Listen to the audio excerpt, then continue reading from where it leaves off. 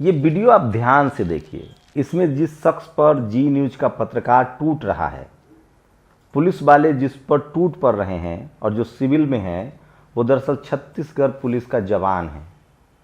ये सारा मसला जी न्यूज के एंकर रोहित रंजन को लेकर है। रोहित रंजन ने एक फेक न्यूज चलाया, राहुल गांधी का गलत वीडियो चलाया। उसके बाद उन्होंने कई बार माफ़ी मांगी। देश भर में कई जगह केस दर्ज हुए हैं और रोहित रंजन को गिरफ्तार करने छत्तीसगढ़ की पुलिस आई।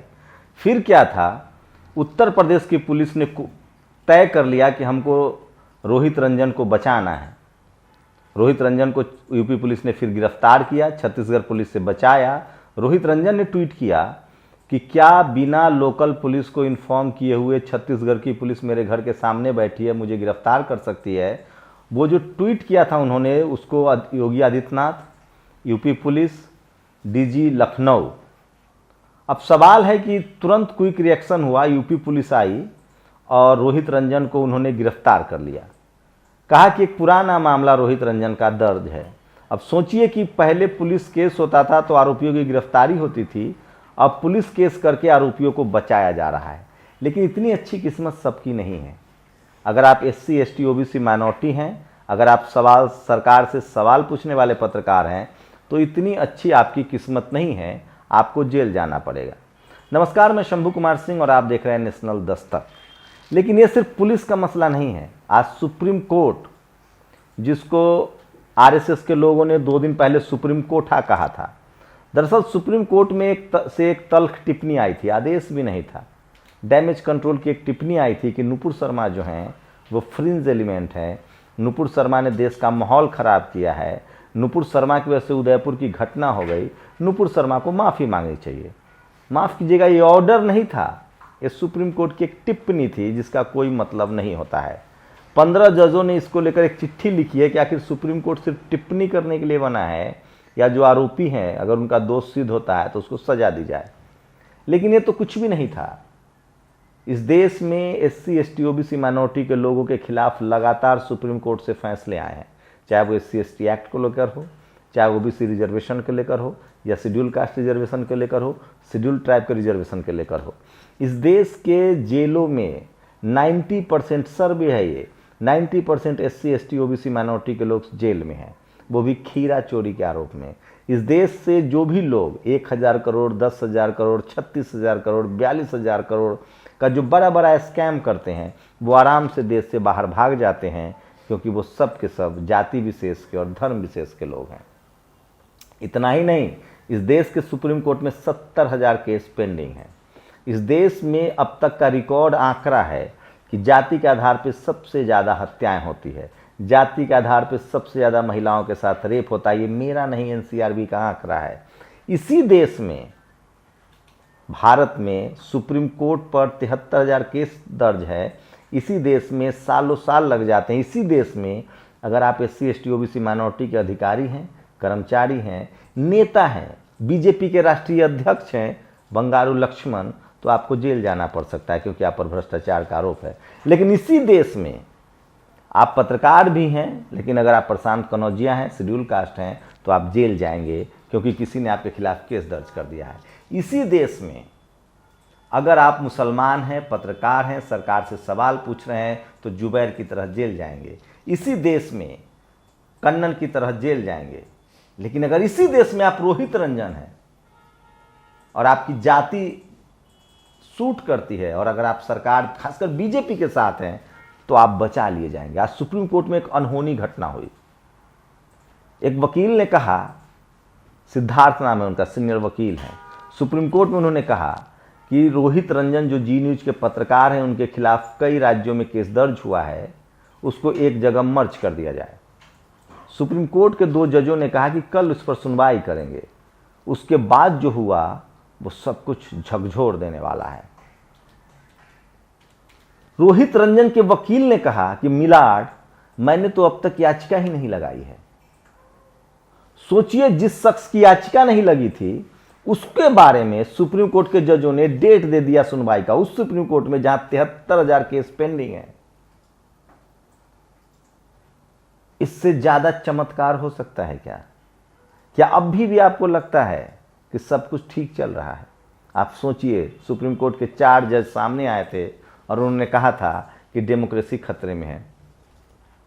अर्नब गोस्वामी का मामला याद कीजिए, सोचिए, प्रशांत कनौजिया को लगभग 3 महीने जेल में रहना पड़ा था।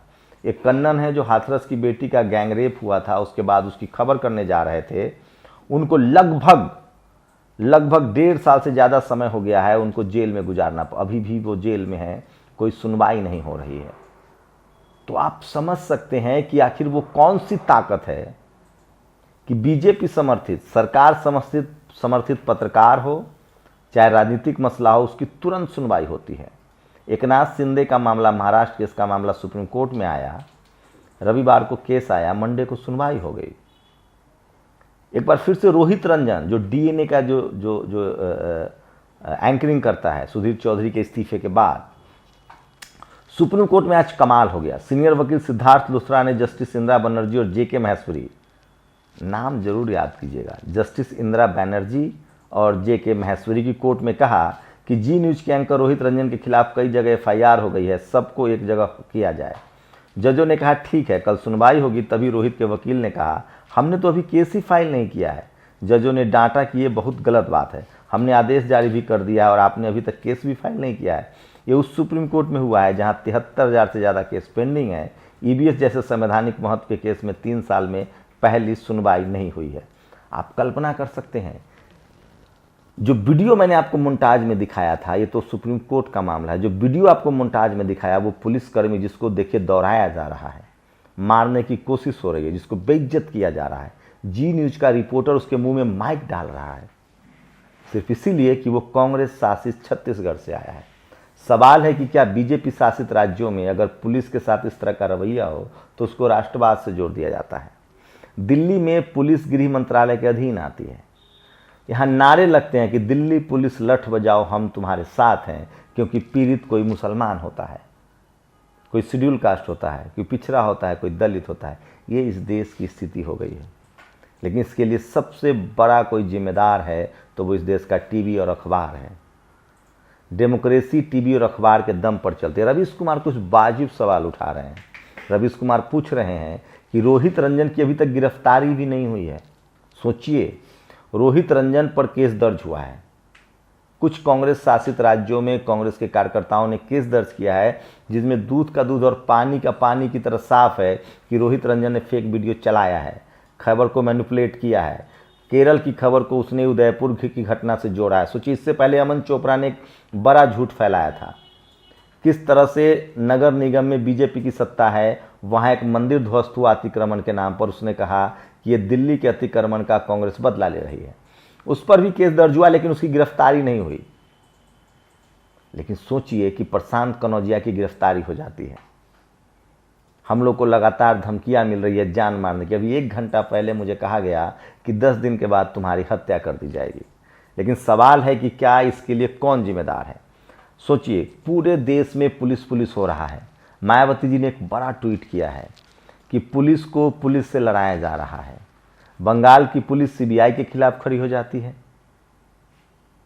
तो इस तरह की जो तमाम घटनाएं, इससे साफ होता है कि डेमोक्रेटिक सिस्टम में मीडिया ने अपनी भूमिका को कहीं ना कहीं पीछे छोड़ दिया है और जो भी पत्रकार सरकार से सवाल पूछ रहे हैं उनको डराया और धमकाया जा रहा है। ऐसे में सवाल है कि जो सत्ता पक्ष के पत्रकार हैं उनको तो सरकार बचा रही है, पुलिस का इस्तेमाल कर रही है बचाने में, लेकिन वो तमाम पत्रकार जो सरकार से सवाल पूछ रहे हैं उनको कौन बचाएगा।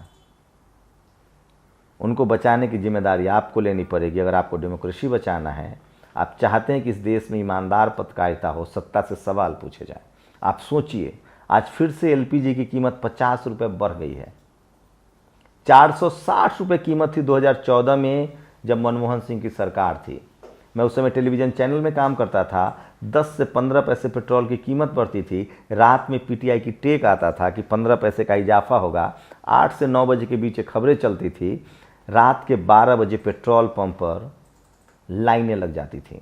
तमाम रिपोर्टर्स को लगा दिए जाते थे कि जनता की राय लीजिए। रात के 12 बजे पेट्रोल पंप पर जनता लंबे लंबे लाइनों में खड़ी होती थी, नाराज और भड़कती थी और गुस्से में सारा खींच सरकार पे निकलता था।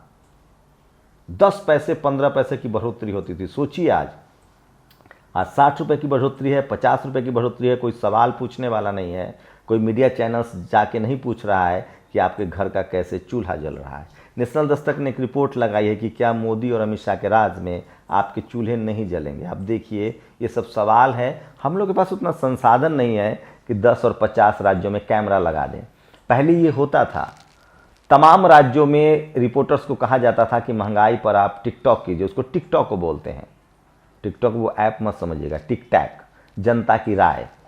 50 से 60 शहरों में रिपोर्टर्स लगाए जाते थे, जनता से सवाल लिए जाते थे और मीडिया के जरिए पूरे देश में खबर फैलती थी कि महंगाई बहुत ज़्यादा है, जनता नाराज़ है। लेकिन अब वो नहीं हो रहा है। अब इसको मास्टर स्ट्रोक कहा जाता है कि सर एलपीजी से खाना बनाना है तो थोड़ा पैसा तो चुकाना पड़ेगा। सब कुछ मीडिया मैनेजमेंट के दम पे हो रहा है। लेकिन एक बात की दाद तो देनी पड़ेगी, जो मोदी जी की सरकार है, जो सत्ता पक्ष के पत्रकार हैं, वो सुरक्षित भी हैं, मालामाल भी हो रहे हैं, क्योंकि सरकार उनके साथ है। लेकिन जो ईमानदार पत्रकार हैं, जो जनता के पत्रकार हैं, जो सरकार से सवाल पूछ रहे हैं, उनकी ज़िंदगी अधर में है। वो जेल जा सकते हैं, उनके लिए कोई सुप्रीम कोर्ट नहीं खुलेगा। वो जेल भेजे जाएंगे, उनका काम धंधा बंद हो जाएगा। सोचिए ऑल्ट न्यूज के फैक्ट चेकर जुबैर के साथ क्या हो रहा है। दिलीप मंडल को रोज धमकियां दी जाती है। तो ये इस देश की जनता की जिम्मेदारी है। अगर आपको डेमोक्रेसी चाहिए, लोकतंत्र चाहिए, तो आपको ईमानदार पत्रकारों के साथ खड़ा होना पड़ेगा। लेकिन ताज्जुब तो तब होता है कि तमाम इंस्टीट्यूशन, तमाम संवैधानिक संस्थाएं, जहां से उम्मीद होती है कि विरोध की आवाज़ आएगी, सच की आवाज़ आएगी, जब सुप्रीम कोर्ट में इस तरह के मामले हो तो इससे अंदेशा होता है, शक होता है कि क्या वो तमाम लोग जो ईवीएम पर, चुनाव आयोग पर, ईडी पर, सीबीआई पर, हाईकोर्ट पर सवाल उठाते हैं, क्या वो सही है। कल कर्नाटक हाईकोर्ट के एक जज ने साफ साफ कहा कि मैं सख्त कार्रवाई कर रहा हूं घोटाले के मामले में, तो मुझे ट्रांसफर की धमकी दी जा रही है। मैं किसान का बेटा हूं, मैं डरूंगा नहीं, मैं खेत जोतूंगा, लेकिन मैं समझौता नहीं करूंगा, क्योंकि ये काले कोर्ट की विश्वसनीयता का सवाल है। कर्नाटक में बीजेपी की सरकार है। आप कल्पना कीजिए कि किसी गैर बीजेपी शासित राज्य की यह घटना होती। चलिए कांग्रेस छोड़ दीजिए, आप कल्पना कीजिए कि मायावती, अखिलेश यादव, लालू यादव, तेजस्वी यादव के शासित राज्यों की अगर ये घटना होती तो ये मीडिया मुख्यमंत्री से इस्तीफा ले लेता। लेकिन सबसे बड़ी विडंबना है कि इस देश की 90% आबादी, जिसको हम SC, ST, OBC और माइनॉरिटी कहते हैं, उनके पास न कोई इंस्टीट्यूशन है, न टीवी है, न अखबार है, न इस कम्युनिटी के लोग सुप्रीम कोर्ट में जज है, न इस कम्युनिटी के लोग चुनाव आयोग में है, न इस कम्युनिटी के लोग ईडी में है, न इनकम टैक्स में है, न सीबीआई में है, न CAG में है। ये वो तमाम सवाल है जो कोई पत्रकार आपको नहीं बताएगा, क्योंकि SC, ST, OBC माइनॉरिटी की बात करने वाला कोई पत्रकार भी नहीं है। सोशल मीडिया के जरिए सारी खबरें आप तक पहुंचाने की मैं कोशिश करता हूं। ये वो खबरें हैं, ये वो ओपिनियन है जिस पर आपको सोचना चाहिए, मंथन करना चाहिए कि आखिर डेमोक्रेटिक सिस्टम क्यों कमजोर हुआ है। मैं बार बार कहता हूं कि इस देश का टीवी और अखबार कभी विश्वसनीय नहीं रहा है। वहाँ रोहित रंजनों की भरमार है। इस देश की मीडिया ने सिर्फ 3 ही बार किसी आंदोलन को समर्थन किया है। पहला जब इमरजेंसी का आंदोलन था, जिसमें RSS शामिल था, इंदिरा गांधी के खिलाफ आंदोलन था। दूसरा आंदोलन जो मंडल कमीशन के खिलाफ था आंदोलन, सवर्णों का आंदोलन था। और तीसरा अन्ना हजारे का आंदोलन, जिसमें खुद RSS शामिल था। उसके बाद इस देश में आदिवासी आंदोलन करे तो नक्सलवादी, शेड्यूल कास्ट आंदोलन करे तो जातिवादी, पिछड़ा आंदोलन करे तो उपद्रवी, मुसलमान आंदोलन करे तो आतंकवादी। ये स्थिति है इस देश की। इसलिए मैं कह रहा हूं, इस देश के सबसे बड़ा अगर कोई दुश्मन है इस देश का, तो वो इस देश का टीवी और अखबार है। राजेंद्र प्रसाद सिंह की लाइन में कहूँ तो जो टीवी और अखबार आपको दिखा रहा है वो दरअसल खबर नहीं, प्रचार है। उससे बचने की कोशिश कीजिए। और सोशल मीडिया ही सच्चा मीडिया है, सोशल मीडिया ही बहुजन मीडिया है। तो आप अंदाज़ा लगा सकते हैं कि जब सुप्रीम कोर्ट में बिना याचिका दायर किए हुए एक सरकारी पत्रकार को बचाने की कोशिश हो, तो सोच सकते हैं कि किस तरह से मीडिया ने अपने आप को गिरवी रख दिया है और तमाम इंस्टीट्यूशन पर किस तरह का खतरा है, या उस पर किसका कब्जा है, या वहाँ जो लोग बैठे हुए हैं। आपकी जानकारी के लिए बता दूं कि सुप्रीम कोर्ट में 2 SC, 1 भी ST नहीं, 1-2 OBC के जज हैं। 1980 से पहले एक भी शेड्यूल कास्ट के जज सुप्रीम कोर्ट में नहीं थे। बाकी आप समझदार हैं, आपकी प्रतिक्रिया का हम इंतज़ार है। बाद मैं सुरक्षित हूं कि नहीं, इसकी भी कोई गारंटी नहीं है। शुक्रिया। नेशनल दस्तक की आपसे गुजारिश है कि अगर इसको बचाना चाहते हैं तो नेशनल दस्तक को सब्सक्राइब करने के लिए रेड कलर के सब्सक्राइब बटन को दबाएं, फिर बेल आइकन की घंटी दबाएं। नेशनल दस्तक को बचाने के लिए बहुत जरूरी है कि हर खबर को शेयर करें, लाइक करें, कमेंट जरूर करें।